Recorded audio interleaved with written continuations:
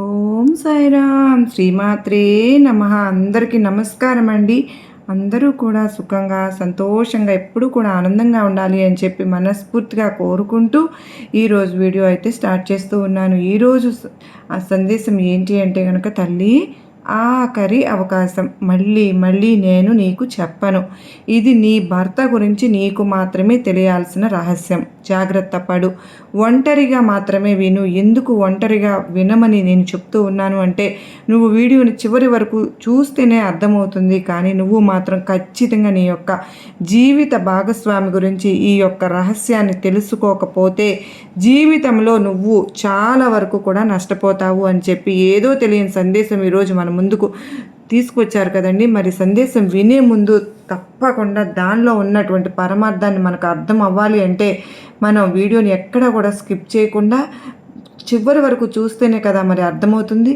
మరి ఈ సందేశంలోని అర్థాన్ని మనందరము గ్రహించాలంటే ఈ వీడియోకి ముందుగా చిన్న లైక్ ఇచ్చి ఏమాత్రం ఆలస్యం చేయకోకుండా శ్రీమాత్రే నమః అని కానీ, ఓం సాయిరామ్ అని కానీ, మీకు ఏ భగవంతుని పేరైతే మీకు ఇష్టమో అది కామెంట్ అయితే పెట్టి వీడియో అయితే చూడటం మొదలు పెట్టండి. మరి ఈరోజు ఆ సందేశం ఏంటో మనం తెలుసుకుందామా? నువ్వు జాగ్రత్తగా వినాలి అని ఎన్నిసార్లు చెప్తూ ఉన్నాను తల్లి. నీకున్నటువంటి మంచి మనసు, నీకున్నటువంటి తెలివితేటలు, నీకున్నటువంటి జాలి, దయ, కరుణ ప్రతిదీ కూడా ఎదుటి వ్యక్తికి కూడా ఉన్నాయి అని చెప్పి నువ్వు నమ్మితే గనక అది నిజంగా నీ యొక్క మూర్ఖత్వమే అవుతుంది. ఎందుకు అంటే గనక తల్లి, ప్రతి ఒక్క చిన్న విషయానికి కూడా కన్నీటిని కార్చేసుకుంటూ ఉంటున్నావు. అలాగే నీకు కష్టాన్ని చేసిన వారికి కూడా వాళ్ళు వచ్చి కాసేపు కూర్చుని మాట్లాడితే చాలు కుడిమిస్తే పండగలాగా పొంగిపోతూ ఉంటూ ఉన్నావు. అలాగే ప్రతి వారికి కూడా నువ్వు నీకు తెలిసినటువంటి సలహాలు అన్నీ కూడా ఇచ్చి వారి జీవితంలో మంచి జరగాలి అని చెప్పి నువ్వు కోరుకుంటూ ఉంటావు. ఇలా ప్రతి ఒక్కరికి కూడా సహాయం పడేటటువంటి గొప్ప మనస్తత్వం అమ్మ నీది. అలాగే కొంచెం కష్టం వచ్చినా, కొంచెం బాధ కలిగినా కూడా ఒంటరిగా కూర్చుని ఏడుస్తావు. నీకు ఉన్నటువంటి బాధలు కానీ, కష్టాలు కానీ బయట నలుగురిలో మొహాన కనిపించనీయకుండా చాలా చక్కగా మేనేజ్ చేసుకోగలుగుతూ ఉంటావు. కానీ కొండంత బాధ, 4 గోడల మధ్య నువ్వు చెప్పుకునేటటువంటి బాధలు, నువ్వు ఏడుస్తున్నటువంటి కన్నీరు, అలాగే నీ యొక్క మనోవేదన ప్రతిదీ కూడా నీ వెనుకే ఉండి నిన్ను గమనిస్తున్నటువంటి నాకు మాత్రమే నమ్మా తెలుసు ఎందుకు ఇంత బాధపడుతున్నావు. దీనంతటికీ కూడా కారణం ఏంటి? డబ్బు లేకపోతే, నీ బిడ్డలు మంచివారు కాక, లేదా నీ యొక్క బంధువులు మంచివారు కాక, లేకపోతే నీకు అనుకున్న పనులు ఏవి కూడా జరగడం లేదా అని నేను నిన్ను ప్రశ్నిస్తే గనుక నువ్వు నాకు ఏం చెప్తావు అంటే గనుక, ఇవన్నీ ఏమీ కాదు, నాకంటూ ఒక జీవిత భాగస్వామి, కనీసం నాకు ఆరోగ్యం బాగా లేనప్పుడు నా గుండెల్ని హత్తుకుని నా యొక్క బాధను పంచుకోవాలి తనతో అని చెప్పి అనిపిస్తూ ఉంటుంది. కానీ నా యొక్క ప్రతి సమస్య కూడా ఒంటరిగానే చెప్పుకుని ఒంటరిగా ఏడ్చుకోవడం తప్ప నా బాధ ఏది కూడా వినే సమయం అనేది కూడా తనకు లేకుండా పోయింది. ఏదైతే తన సమస్యలు అనుకుంటూ ఉంటారో, ఏదైతే తనకు ఉన్నటువంటి వ్యాపారం గురించి ఆలోచిస్తారో, లేదంటే తన యొక్క బంధువుల గురించి ఆలోచిస్తారో, ఆ యొక్క ఆలోచన సమయంలో నా కోసం ఒక్క 10 నిమిషాలు అయినా అతను ఆలోచించలేకపోతూ ఉన్నారు. నేను అందరికీ కూడా మంచి చేయాలి అని చెప్పి ఏ విధంగా అయితే ఆలోచిస్తూ ఉంటానో, కానీ తను మాత్రం నా యొక్క ఆలోచనలన్నీ కూడా నా స్వార్థం కోసం మాత్రమే ఆలోచిస్తాను అని చెప్పి, నాకు డబ్బు మీద ఎక్కువ ఆశ ఉంటుంది అని చెప్పి, నాకు ఇంటి పని మీద కానీ, ఇంటి మీద కానీ ఎటువంటి శ్రద్ధ కూడా లేదు అని చెప్పి, నేను ఎక్కువగా కూడా బట్టలు కొనుక్కుంటూ ఉంటాను, అందానికే ఎక్కువ విలువ ఇస్తూ ఉంటాను అని చెప్పి, ఇలా పైకి తనకు ఏవైతే కనిపిస్తూ ఉన్నాయో వాటిని మాత్రమే చూసి నన్ను తప్పుగా ఆలోచిస్తూ ఉంటారు. కానీ నీకు ఆరోగ్యం ఎలా ఉంది? నీవు మనశ్శాంతిగా ఉన్నావా? ఏదైనా కానీ కష్టంతో బాధపడుతూ ఉన్నావా? నీకు ఉన్నటువంటి అనారోగ్య సమస్యలు నీకు ఉన్నప్పుడు ఎప్పుడు కూడా నువ్వు పర్వాలేదు కదా, ఇప్పుడు నీకు తగ్గిందా? నువ్వు దేని గురించి కూడా ఆలోచించవద్దు, ప్రశాంతంగా ఉండు. ప్రతిదానికి కూడా నీ వెన్నంటి కొండంత అండగా నేను నీకు భరోసాను ఇస్తాను అని చెప్పి అండగా నాతో మాట్లాడి ఏ రోజు కూడా ఎరుగరు కదా. అలాగే అతని కోసం, అతను ఇచ్చే సమయం కోసం ఎంతో ఎదురు చూస్తూ ఉంటాను. కానీ ఏ రోజు కూడా తనకున్నటువంటి కనీసం శనివారము ఆదివారం సెలవుల్లోనైనా సరే కానీ, లేకపోతే ఏదైనా పండుగ రోజుల్లోనైనా కానీ నాతో కానీ పిల్లలతోటి కానీ సరదాగా గడుపుతారా అని చెప్పి ఎదురు చూస్తూ ఉంటాను. కానీ ఏ ఒక్క నిమిషం కూడా తన స్వార్థం కోసం తప్ప నా కోసము పిల్లల కోసము ఆలోచించే సమయమే తనకు లేకుండా పోయింది. కానీ తన యొక్క మనస్థితి ఇదేలే. తనకు మాట్లాడడం చేత కాదు, తనకి ప్రేమ చూపించడం చేత కాదు. ప్రతిదీ కూడా నేను సర్దుకుపోతూ ఉంటున్నాను. సర్దుకోకుండా పోతే ఇక ఇంట్లో విషయాలన్నీ కూడా ప్రతిదానికి కూడా నేను చిలికి గొడవ పెట్టుకుంటూ ఉంటే నా పొరువే కదా పోతుంది అని చెప్పి ఎక్కడికక్కడ నేనే సర్దుకుంటూ వస్తూ ఉన్నాను. పై ఆనందాల కోసం వెతుక్కుంటూ వెళ్తూ ఉన్నాను. చిన్న చీరలు కొనుక్కోవడము, అలాగే ఏదైనా కానీ కాస్తంత మనశ్శాంతి కోసం కొంచెం అందం మీద శ్రద్ధ పెడుతూ ఉండడం, ఇటువంటివన్నీ చేస్తూ ఉన్నాను. కానీ నన్ను తప్పుగా అపార్థం చేసుకుంటూ ఉన్నారు. నేను నా బాధ ఎవరికి చెప్పుకోను, నా ఘోష ఎవరికి చెప్పుకోను. తను నా యొక్క అర్ధ భాగమై ఉండి కూడా కనీసం తిన్నావా అనే మాటకు కూడా నోచుకోలేనటువంటి స్థితిలో నేనున్నాను. ఏది ఏమైనా కూడా చిన్నదానికి పెద్దదానికి నువ్వు నాకు టార్చర్ చూపించేస్తున్నావు. నిన్ను పెళ్లి చేసుకుని నేను తప్పు చేశాను, నేను నిన్ను ఎంతగా భరిస్తున్నాను అంటే నా స్థానంలో ఇంకొక వ్యక్తి ఉన్నట్లయితే ఎప్పుడు నీ టార్చర్ పడలేక చనిపోయేవాడు అని చెప్పి ఇలా చాలా కఠినమైన మాటలతోటి నా మనసుని బాధ పెడుతూ ఉన్నారు. ఇంత కఠినంగా నేను ఎప్పుడు ప్రవర్తించానో, ఎక్కడ ప్రవర్తించానో కూడా నాకు తెలియడం లేదు. కానీ అతను అనే మాటలకు చుట్టుపక్కల జనం కూడా ఈ అమ్మాయి ఇంత మంచిది కాదా, ఇంత గయ్యాళిదా, తన భర్తను ఇంత టార్చర్ చేస్తుందా అని చెప్పి నానా రకాలుగా అనుకుంటూ ఉన్నారు. కానీ ఇక్కడ నేను అందరి మంచే కోరుకుంటాను, అందరి మేలు కోరుకుంటాను, అందరూ సంతోషంగా ఉండాలి అని చెప్పి కోరుకుంటాను. నా బిడ్డల కోసం, నా యొక్క భర్త కోసం ఎంత కష్టమైనా పడుతూ ఉంటాను, ఎన్ని అవమానాలైనా పడుతూ ఉంటాను. నా చుట్టుపక్కల ఉండే నా అత్తింటి వైపు వాళ్ళు కూడా నాకు ఏ రోజు సపోర్ట్గా లేకపోయినప్పటికీ కూడాను నా భర్త నాకు తోడుగా ఉన్నారు కదా అని చెప్పి ధైర్యంగా బ్రతుకుతూ ఉన్నాను. ఒంటరిగా నా జీవితాన్ని ముందుకు నెట్టుకుంటూ వెళ్తూ ఉన్నాను. నన్ను చూసి అసూయపడేవాళ్ళు, నన్ను చూసి ఈర్ష్యపడేవాళ్ళు, నేను ఎప్పుడు పతనం అయిపోతానా అని చెప్పి కోరుకునేవారు కూడా నా చుట్టూ ఎంతోమంది ఉన్నారు. అందరినీ ఎదిరించి నిలబడగలుగుతున్నాను. కానీ నా భర్త సపోర్ట్ కానీ, నా భర్త ప్రేమ కానీ నాకు దొరకడం లేదు. మరి అవి నాకు తెలిసిన ప్రతిసారి కూడా ఈ ప్రపంచంలో నేను ఒంటరిదాన్ని, ఎవ్వరూ లేరు నాకు అనే ఒక భావన నాలో కలుగుతూ ఉంది. ఆ యొక్క భావననే నేను తట్టుకోలేకపోతూ ఉన్నాను. కనుక మనసుకు ఏదో ఒంటరితనం అనే ఆ యొక్క ఇది నన్ను వెంటాడి వేధిస్తూ ఉంది అని చెప్పి నువ్వు మానసికంగా కృంగిపోతూ ఉన్నావు. తల్లి, ఇది ప్రతి ఆడపిల్ల కూడా అంటే దాదాపుగా ఒక 100 మంది అమ్మాయిలను గమనించుకుంటే 80 మంది అమ్మాయిల వరకు కూడా ఈ బాధను, ఈ కష్టాన్ని, ఈ నష్టాన్ని అనుభవిస్తూ ఉన్నారు. బిడ్డ, ఏది ఏమైనప్పటికీ కూడాను ఇటు అత్తింటి వైపు వారు సపోర్టు నీకు లేకపోయినా, అలాగే అటు పుట్టింటి వైపు వారు సపోర్టు అంటే వాళ్ళు ప్రేమని మాత్రం చూపించగలుగుతారు, కానీ నీ యొక్క బాధని మాత్రం భర్తీ చేయలేరు. ఎందుకు అనంటే ఈ యొక్క జీవితానికి ఈ యొక్క జీవిత భాగస్వామి అతనే కనుక కష్టమైన, నష్టమైన, దుఃఖమైనా సరే కానీ నువ్వు అతనితోనే ఉండి తీరాలి. నువ్వు నీ యొక్క తల్లికి, తండ్రికి నువ్వు ఈ బాధ చెప్పుకున్నప్పుడు, అమ్మ ఏ జన్మలో ఏం పాపం చేసుకున్నామో మనకు ఇలాంటి వ్యక్తి దొరికాడు, తప్పదు కదా ఈ జీవితానికి ఇంతే అనుకుని నువ్వే సర్దుకుపోవడం నేర్చుకో. ఈ ప్రపంచంలో నువ్వు పడుతున్నటువంటి బాధ ఎంతోమంది కూడా అనుభవిస్తూనే ఉన్నారు.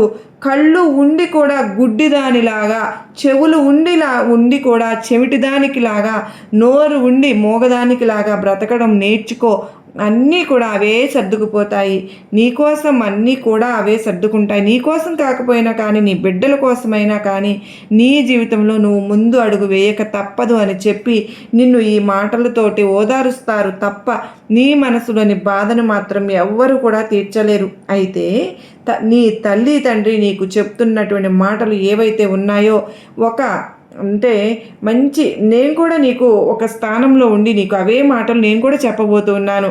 కాకపోతే ఇప్పుడు నేను చెప్పే మాటలు విన్న తరువాత నీ మనసులో బాధ ఏదైతే ఉందో ఆ బాధను కూడా నేను పూర్తిగా తీసేయగలుగుతాను అని చెప్పి నమ్ముతున్నాను. ఎందుకో తెలుసా, నా మీద నీకు గనక నమ్మకం ఉంటే ఎక్కడైనా కానీ నీకు కష్టం వచ్చినప్పుడు నా చేయి నీకు ఏదో ఒక రూపంలో వచ్చి సహాయపడుతుంది అని ఒక విశ్వాసాన్ని మాత్రం నా మీద నువ్వు ఉంచుకో తల్లి.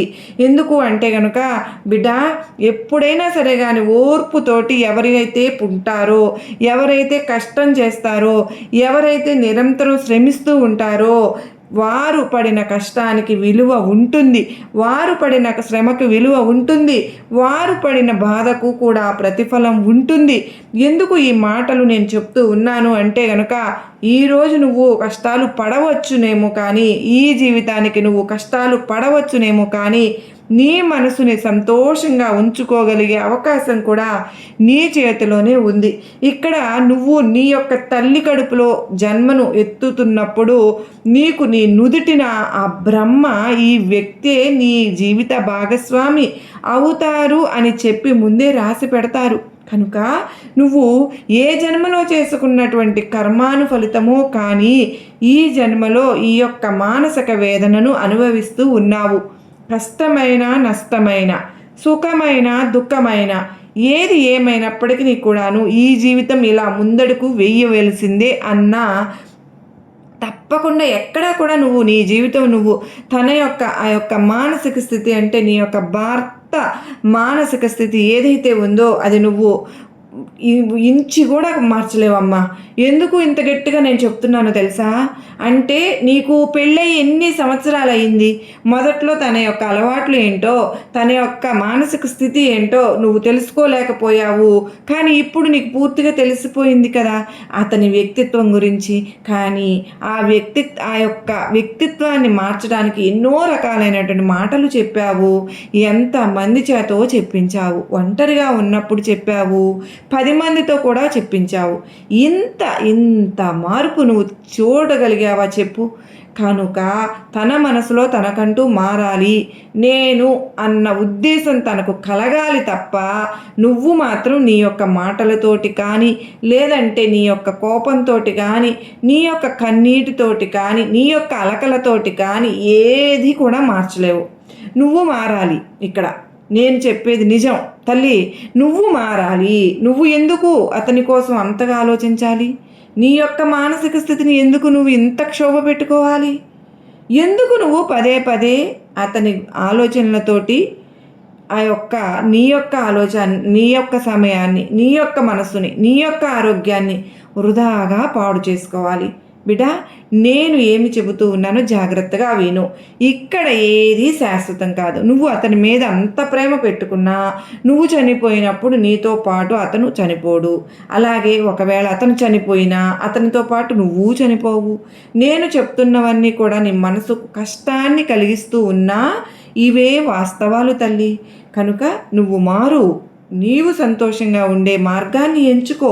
నీకంటూ ఒక పేరు, ఒక గుర్తింపు, ఒక టాలెంట్ ఉంటాయి కదా.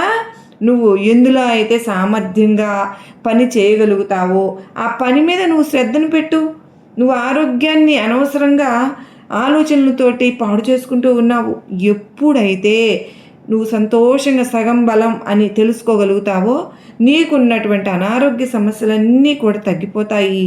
నువ్వు ఏది చేయలేకపోయినా సరే పర్వాలేదమ్మా, నువ్వు డబ్బు సంపాదించకపోయినా కూడా పర్వాలేదు, నువ్వు ఇంట్లో అన్నీ కూడా చక్కదిద్దుకుని చక్కగా తెచ్చినవి వండి పెట్టుకుని నువ్వు దేనికోసం ఆశపడకుండా, దేనికోసము అతనితో కొట్లాడకుండా ఈ రోజు నుంచి ప్రశాంతంగా బ్రతకడం నేర్చుకో.